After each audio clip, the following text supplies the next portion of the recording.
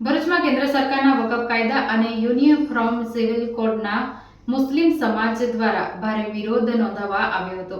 મુસ્લિમ સમાજ દ્વારા ધારણા પ્રદર્શન યોજાયું હતું, જેમાં મોટી સંખ્યામાં લોકો જોડાયા હતા।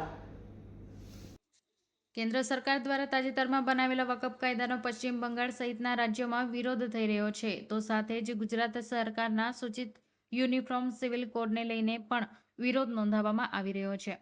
ત્યારે ભરૂચમાં all India Muslim personal law બોર્ડના માર્ગદર્શન હેઠળ સમસ્ત મુસ્લિમ સમાજ દ્વારા વિરોધ પ્રદર્શન યોજાયું હતું। મુસ્લિમ સમાજ દ્વારા ધારણા પ્રદર્શનનો કાર્યક્રમ યોજાયો હતો, જેમાં મોટી સંખ્યામાં મુસ્લિમ સમાજના લોકો જોડાયા હતા અને વકફ કાયદો તેમજ યુનિફોર્મ સિવિલ કોડને રદ કરવાની માંગ કરવામાં આવી હતી। મુસ્લિમ સમાજના આગેવાનો દ્વારા આક્ષેપ કરવામાં આવ્યા હતા કે કેન્દ્ર સરકારના બંને કાયદાઓમાં ધર્મ સ્વતંત્રતા છીનવે છે, જે ભારતના બંધારણીય વિરુદ્ધ છે। મુસ્લિમ સમાજના વિરોધ પ્રદર્શનના પગલે કતપોર બજાર બંધ નજરે પડ્યું હતું। બજારના વેપારીઓ ધારણા પ્રદર્શનમાં જોડાતા બજારે જાણે સજ્જડ બંધ પાડ્યું હોય એવા દ્રશ્યો જોવા મળ્યા હતા।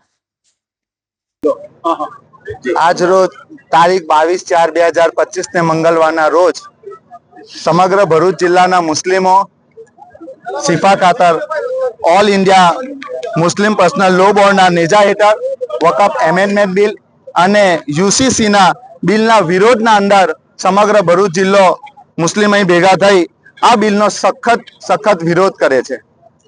રાતોરાત આ ભારત સરકારને મુસ્લિમોની એકદમથી ચિંતા થવા માંડી, પરંતુ આ ચિંતા એમને મુસ્લિમ પ્રત્યે નહીં પણ એમના ઉદ્યોગપતિઓને વકફની જમીન ફાળવણી કરવા માટે ગમે તે ચાલે બાને મુસ્લિમોના ટ્રસ્ટોની પ્રોપર્ટી લઈને એમને ફાળવવાની વાત છે અને આ દેશમાં મુસ્લિમોને લડાવવાની વાત ચાલે છે।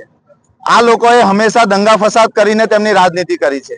અમિત શાહ જેવા ગૃહમંત્રી પાર્લામેન્ટમાં ઉભા રહીને મુસ્લિમ મહિલાઓને અને મુસ્લિમ ગરીબોની ચિંતા કરે છે। જે સરકાર જેમની પાસે એક સાંસદ નથી આ બિલ પાસ કરવા માટે, કોઈ મુસ્લિમ એક સાંસદ નથી એમની પાસે, તેમને રાતોરાત મુસ્લિમોના હિતોની વાત યાદ આવી ગઈ। આ સરકારને રાતોરાત મુસ્લિમ કેવી રીતે ડેવલપ થાય એની ચિંતા આવી ગઈ। જે સરકાર 10 મિનિટ રોડ પર નમાજ ના પડવા દેતી હોય, મુસ્લિમોની ધાર્મિક ક્રિયા જે એમનો પ્રાથમિક અધિકાર છે તેને જો લઈને વિરોધ દર્શાવતી હોય તે સરકાર મુસ્લિમો માટે શું કરી શકતી હોય? માટલા લભાવણી વેચાવણી સ્કીમો બનાવીને મુસ્લિમોને છેતરવાની ધંધા કરેલા છે અને તેના વિરોધમાં સમગ્ર ભારતના મુસ્લિમો રોડ પર છે અને મુસ્લિમોને હલકામાં લેવાની કોશિશ ના કરે। આ મુસ્લિમોએ દેશની આઝાદીમાં સિંહ ફાળો ભજવ્યો છે અને મહત્વની ભૂમિકા ભજવી છે। હજુ પણ આ દેશમાં જો અમારા હકો માટે અમારે રોડ પર આવવું પડશે તો આવીશું અને જરૂરત પડશે તો અમારો ત્યાગ અને શહીદી વોરવા પર અમે તૈયાર છે। એટલે મારો એટલો સંદેશ છે કે આ બિલને જેમ બને તેમ તેમનું વાપસ લઈ લો। આ મુસ્લિમોના હિતમાં નથી અને આ દેશના હિતમાં નથી।